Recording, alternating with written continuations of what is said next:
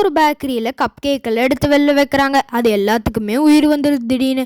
அப்போது எல்லா கப் கேக்கும் வெளில வரும்போது ஒரு கப் கேக்னால் மட்டும் வெளில வர முடியல. என்னென்னு பார்த்தா தலை ரொம்ப பெருசாக இருக்குது. வெளில வந்தோடனே அந்த கப் கேக்கோட ஃப்ரெண்ட்ஸில் அந்த கப் கேக்கு கலாய்க்கிறாங்க, என்னடா அவன் தலை பூசணிக்காய் மண்ட மாதிரி இருக்குன்னு. அப்போ அந்த பெருசாக தலை இருக்க கப் கேக்கும் சோகமாக வெளில போயிடுது. வெளில போனதுக்கப்புறமா அந்த கப் கேக் நடந்து போயிட்டு இருக்கும் போதே ஒரு போர்டை பார்க்குது, பிரெட் பார்பர் ஷாப்புன்னு.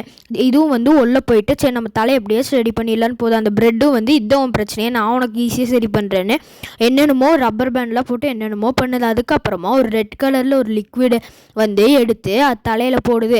என்னன்னு பார்த்தா அது அதோட தலையை ஒரு கிரீடோ மாதிரி பண்ணுது. பார்த்தா ரொம்ப அழகாக இருக்குது. இதுவும் அந்த பேக்கரிக்கு போனோடனே எல்லா கப் கேக்குங்களையும் எடுத்து அவர் லைன் பை லைனாக அடிக்கிட்டு இருக்காரு. அப்போ அந்த மேலே பெஸ்ட்டு கப் கேக்குன்னு எழுதியிருக்கு. என்னன்னு பார்த்தா இதை எடுத்து வச்சோடனே இது ஃப்ரெண்ட்ஸில் தலை ரொம்ப சூப்பராக இருக்குன்னு சொல்கிறாங்க. சப்ஸ்கிரைப்.